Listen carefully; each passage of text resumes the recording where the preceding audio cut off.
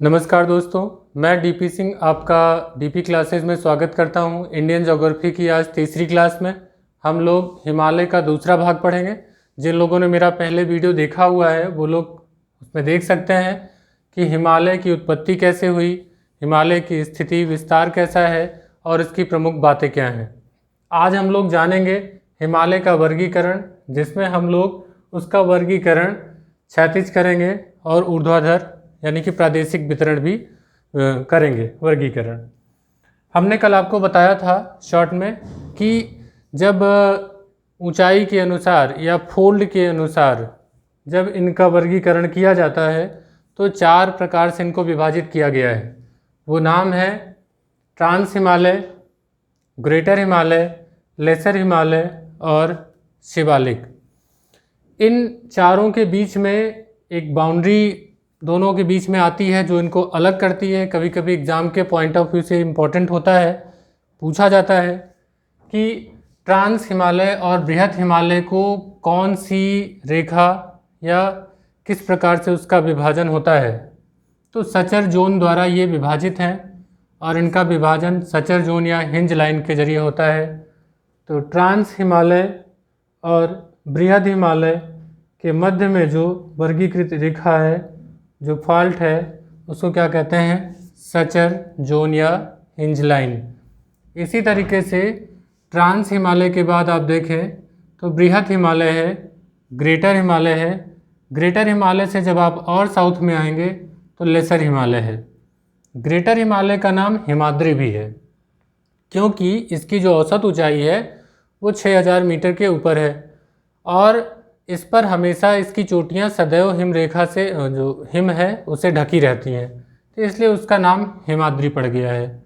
और जो लेसर हिमालय है ये लघु हिमालय है, उससे ऊंचाई में थोड़ा कम है और इसका नाम हिमाचल भी है। तो हिमाद्री बोले, हिमाचल बोले, ट्रांस हिमालय, शिवालिक, तो नाम पर भी आपको गौर करना है। तो यहाँ पर अगर पूछे कि वह कौन सी रेखा है जो ग्रेटर हिमालय और लेसर हिमालय को अलग करती है, तो वो है मेन सेंट्रल थ्रस्ट। इसी तरीके से लेसर हिमालय यानी कि हिमाचल और शिवालिक को कौन अलग करता है? तो मेन बाउंड्री फॉल्ट।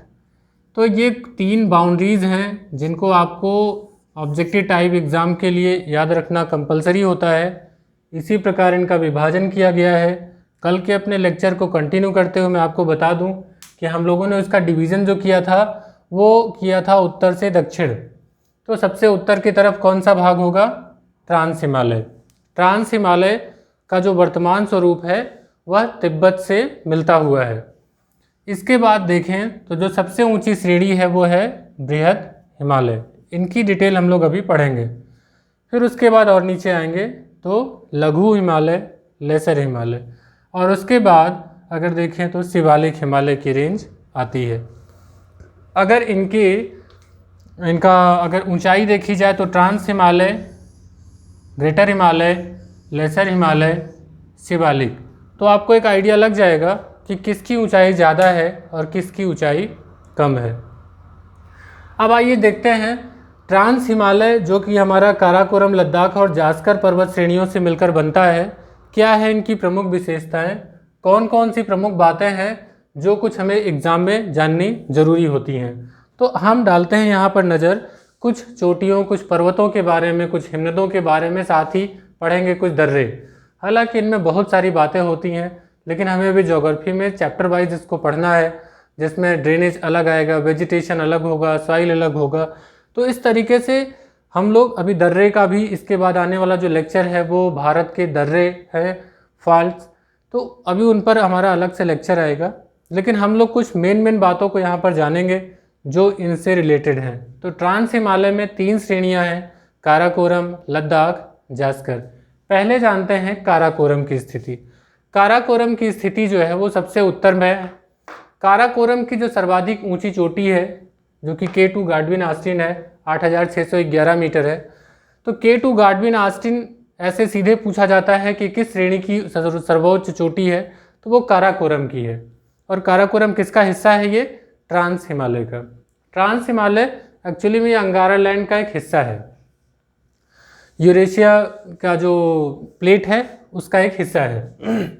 इसी तरीके से इसमें अगर देखें तो ग्लेशियर में भारत का सबसे बड़ा जो ग्लेशियर है वो सियाचिन ग्लेशियर इसी में पाया जाता है। कहाँ पर?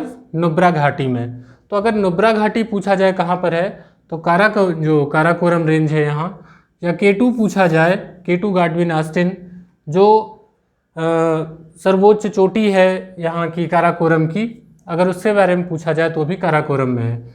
आपसे जब भारत की सर्वोच्च चोटी कहा जाए तो आप K2 गाडविन ऑस्टिन का आंसर इसलिए न दें क्योंकि यह पाकिस्तान ऑक्युपाइड कश्मीर के क्षेत्र में आता है। तो अगर भारत के अधिकार क्षेत्र में देखा जाए तो कंचनजंगा है जो सर्वाधिक ऊंची चोटी है, लगभग 8600 मीटर है, 8598 मीटर। तो यहाँ पर K2 आपको याद रखना है, नुब्रा घाटी, सियाचिन ग्लेशियर। इसके साथ ही 2-3 ग्लेशियर और हैं, अगर आपसे पूछा जाए तो बियाफो या फिर बाल्टोरा या हिस्पर, ये सब कहाँ हैं? काराकोरम रेंज में। यहाँ पर जगह कम थी, अदरवाइज मैं मेंशन कर देता कहाँ पर K2 है, कहाँ पर सियाचिन है। तो ये एरिया इसी में है सारे, और आपको इतना माइनर डेप्थ में जाने की ज़रूरत नहीं। अगर जाना चाहते हैं तो आप एटलस में जाके मार्क कर सकते हैं। आइए देखते हैं ट्रांस हिमालय की जो दूसरी रेंज है लद्दाख। लद्दाख में कौन कौन सी हैं? तो हिंदू धर्म का पवित्र जो तीर्थ स्थल है कैलाश, कैलाश जो पर्वत है वो लद्दाख का ही एक भाग है। कैलाश की अगर सर्वोच्च चोटी पूछी जाए तो वो है राकापोसी। इसमें कौन सी थी? तो ये आपकी हो गई K2, इसकी हो गई राकापोसी। आप देखिए भारत और चीन के बीच में जो अक्साई चीन का जो लड़ाई है, अक्साई चीन क्षेत्र जहां 1962 के युद्ध के बाद चीन का कब्जा है, तो अक्साई चीन जो है वो लद्दाख रेंज में ही आता है। तो क्योंकि अभी चीन का साथ विवाद भी चल रहा है तो एक इम्पॉर्टेंट पॉइंट हो जाता है। तो जो लद्दाख से रिलेटेड है वो है कैलाश, राकापोसी इसकी सर्वाधिक ऊंची चोटी है, और अक्साई चिन। ये आपको ध्यान रखना है कि ये कहाँ पर है? लद्दाख रेंज में। और लद्दाख किसका भाग है? ट्रांस हिमालय का। इसी तरीके से ट्रांस हिमालय की सर्वाधिक दक्षिणी अगर श्रेणी देखें तो वो है जास्कर। जास्कर में नंगा पर्वत है। आप देखें कि लद्दाख और जास्कर के बीच में अगर यहाँ पर लद्दाख के नॉर्थ मिले तो श्योक नदी है जो कि सिंधु की सहायक है। कभी कभी पूछा जाता है श्योक नदी जो है वो कहाँ पर है, तो लद्दाख के उत्तर से आके मिलती है। लद्दाख और जास्कर के बीच में सिंधु नदी घाटी है, इंडस। तो कभी कभी ऐसे ही पूछा जाए कि सिंधु नदी जो है वो किन दो श्रेणियों के बीच से बहती है, तो वो है लद्दाख और जास्कर। तो इसलिए हमने यहाँ पर लिख रखा है कि सिंधु नदी घाटी जो है वो जास्कर रेंज के पास में, अर्थात जास्कर के उत्तर से लद्दाख, तो घाटी में ही नदी बहेगी। तो ये आपका सिंधु नदी घाटी है। इसमें कुछ दर्रे हैं इसमें जिनसे आप देखें तो तिब्बत जाने का रास्ता है। माना, नीति, लिपुलेख। माना, नीति, लिपुलेख, नीति और धर्मा यहाँ पर ऐसे रास्ते हैं जिनसे मानसरोवर की यात्रा की जाती है।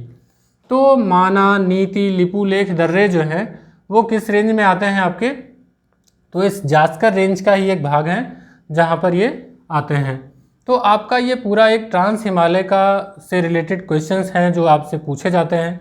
इनको आप बार बार देख करके अभ्यास में ला सकते हैं और अपने एग्ज़ाम के लिए इसको प्रिपेयर कर सकते हैं, जो आपकी सामान्य जानकारी के लिए भी ज़रूरी है। दोस्तों, जब भी आप इस तरीके के फैक्चुअल टॉपिक पढ़ते हैं तो ये थोड़े बोरिंग हो सकते हैं आपके लिए, लेकिन मैं आपको बता दूं कि इनको आप एटलस के साथ पढ़ें। जब भी आप पढ़ रहे हों एटलस को सामने रखें, उस पर मार्क करें। अपने एटलस पर अपने पेन से मार्क करना बहुत ज़रूरी होता है, तब उससे वो आपका अपना एटलस बनता है। और अगर आप हर साल एक एटलस लिख लिख के भर देते हैं तो इसका मतलब ज्योग्राफी आपके परफेक्शन में आ जाएगी। आइए जानते हैं इसके बाद बृहत हिमालय। बृहत हिमालय सर्वाधिक ऊंची चोटियां जो हैं वो बृहत हिमालय में ही हैं। बृहत हिमालय की जो खास बात यह है कि दुनिया की सर्वोच्च चोटी माउंट एवरेस्ट भी बृहत हिमालय का एक भाग है। आइए देखते हैं इनमें कौन कौन सी प्रमुख चोटियां हैं, कौन कौन से हिमनद हैं और कौन कौन से दर्रे पाए जाते हैं। इसके बाद का ज्ञान आगे होगा। तो यहाँ पर हम लोग बृहत हिमालय से संबंधित जो कुछ चोटियां हमने उनके नाम लिख रखे हैं, आइए जानते हैं इनकी स्थिति कहाँ पर है, कैसे इनको याद रखेंगे। एवरेस्ट, कंचनजंगा, धौलागिरी, अन्नपूर्णा, मकालू, नंदा देवी, त्रिशूल, बद्रीनाथ, केदारनाथ, नीलकंठ। इतना तो सामान्य है, आप इन सभी को जानते हैं कि ये सभी बहुत ऊंची चोटियां हैं।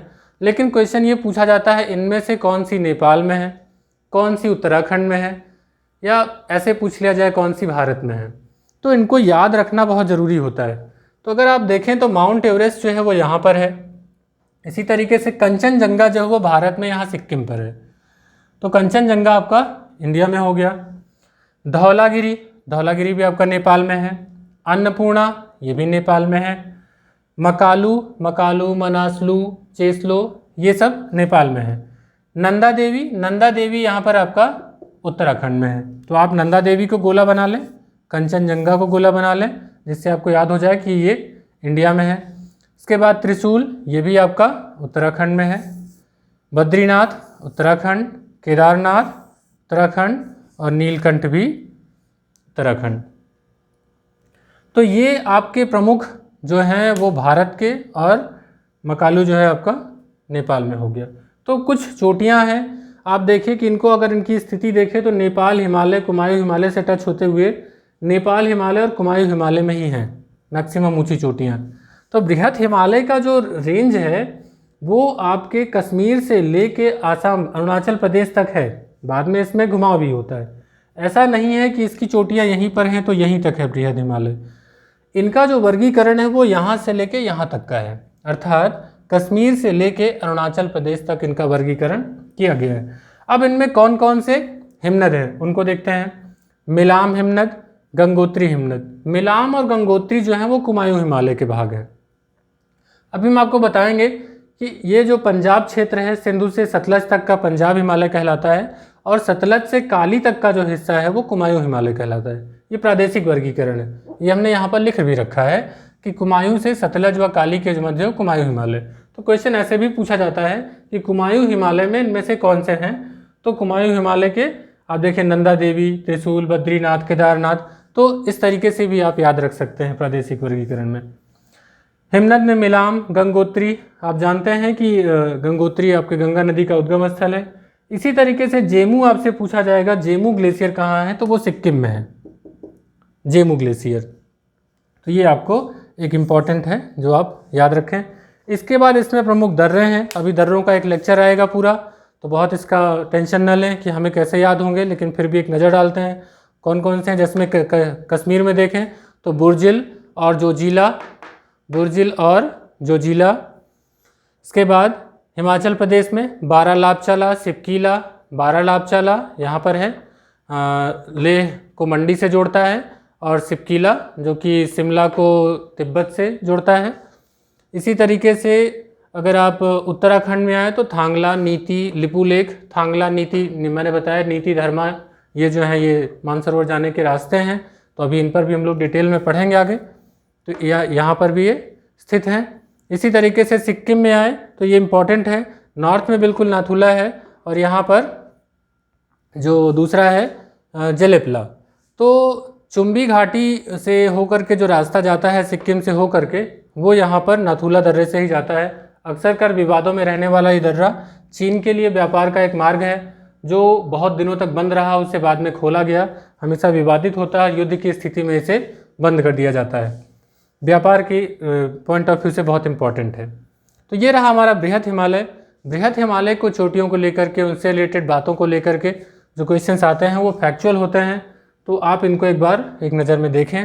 इसके बाद इससे कम जो आती हैं हिमाचल, यानी कि लघु या मध्य हिमालय, इनको देखते हैं। इनकी लगभग 4500 मीटर की एवरेज हाइट होती है। तो इनमें कौन कौन से प्रमुख हैं, तो आप देखें जो आपके टूरिस्ट स्पॉट हैं, शिमला, मसूरी, नैनीताल, रानीखेत, अल्मोड़ा, दार्जिलिंग, जो इस बेल्ट में है लघु हिमालय, इनका पीर पंजाल से लेकर के ये भी अरुणाचल तक इनका विस्तार है। पीर पंजाल, धौलाधर रेंज, अगर आप देखें तो शिमला वगैरह जो है आपका ये धौलाधर रेंज पर है। ऐसे ही पूछा जाता है कि शिमला किस पर है, तो धौलाधर रेंज पर है। इसमें दर्रे जो हैं अगर देखा जाए तो पीर पंजाल और बनिहार दर्रा, बनिहाल आप जानते हैं जम्मू को श्रीनगर से जोड़ता है, और पीर पंजाल दर्रा, पीर पंजाल यहाँ पर है। एक क्वेश्चन और पूछा जाता है कि इनका उत्तर से दक्षिण क्रम लगाइए इन श्रेणियों का। तो आप इनको याद रखें, काराकोरम, लद्दाख, जास्कर, पीर पंजाल, धौलाधर, शिवालिक। तो आप इसको याद तो नहीं कर सकते, पहला पहला अक्षर ले लीजिए तो आपको शायद याद हो जाए। कल, जापी, धौला, शिव। कल, जापी, धौला, शिव। तो जापी से जप बनता है, कल, धौला, शिव। तो आप इस तरीके से किसको याद करने का तरीका कर सकते हैं कि काराकोरम, लद्दाख, जास्कर, पीर पंजाल, धौलाधर, शिवालिक। ये क्वेश्चंस कई बार आए हैं कि इनको एक क्रम में, उत्तर से दक्षिण के क्रम में लगाइए। तो श्रेणियां हैं ये, जो कि आपके ट्रांस हिमालय से लेकर शिवालिक तक हैं। तो पूरे हिमालय की श्रेणियां हैं ये, पश्चिमी हिमालय की। तो इनसे भी पूछे जाते हैं। इनमें प्रमुख घास के मैदान पाए जाते हैं, जो इनकी घाटियां हैं उनमें मुलायम घासों के मैदान होते हैं। उन घासों के मैदान को अगर कश्मीर में देखा जाए तो मर्ग, जैसे गुलमर्ग उनके स्थान का नाम पड़ा हुआ है। इसी तरीके से उत्तराखंड में बुग्याल प्यार है, और अगर पश्चिम में देखा जाए तो उनको दून कहते हैं, जैसे देहरादून, और पूर्व में है तो उनको द्वार, यानी कि जैसे हरिद्वार। तो ये कुछ मुलायम घासों के मैदान हैं जिनका नाम, या घाटियों के नाम जो है दून, द्वार हैं। इस तरीके से उनके नाम इसमें रखे गए हैं। तो ये पूछा जाता है। तो आप देखें जितने भी आपके टूरिस्ट स्पॉट हैं वो लगभग कहाँ पर हैं, हिमाचल में है। तो ऐसे भी आपको याद करने में आसानी होगी। और जम्मू और श्रीनगर को जोड़ने वाला जो दर्रा है, बनिहाल दर्रा, जिससे बहुत बड़ी सुरंग भी बनी है, तो ये क्या है, बनिहाल दर्रा किस में है, हिमाचल में, लघु या मध्य हिमालय में। इसके बाद आता है शिवालिक।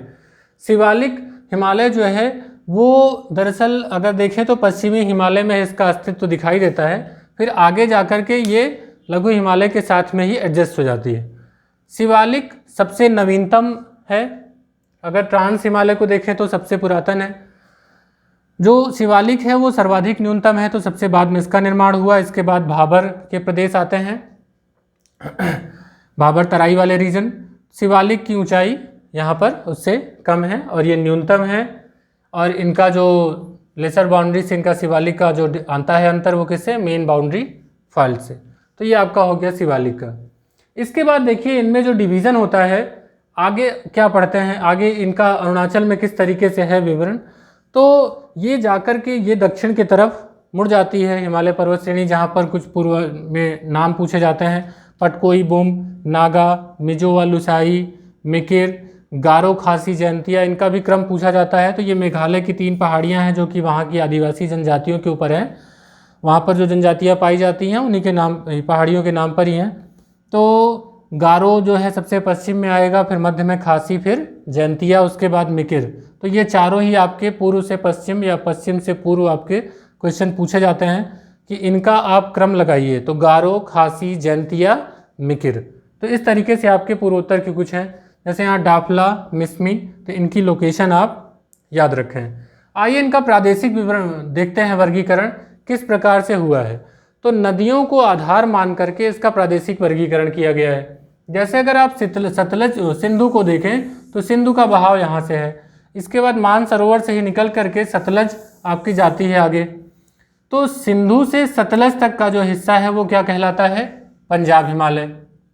अब इसमें आपकी जितनी चोटियाँ आएंगी ऐसे ही पूछा जाएगा, आपको बहुत याद नहीं करना है, आप दिमाग लगाइए कि जो रेंज है, जास्कर रेंज है, पीर पंजाल है, धौलाधर है, इसमें पड़ने वाले जो दर्रे हैं, जो इसमें पड़ने वाली चोटियाँ हैं, वो किस में आएंगी, पंजाब हिमालय में। अब उसके बाद कुमायूं हिमालय, ये कहाँ से है, तो सतलज से लेकर के आप देखें तो यहाँ से आती है काली, शारदा नदी। तो सतलज से लेकर काली तक का जो भाग है, इसको थोड़ा ऊपर से बना दें, सतलज यहाँ है, सॉरी।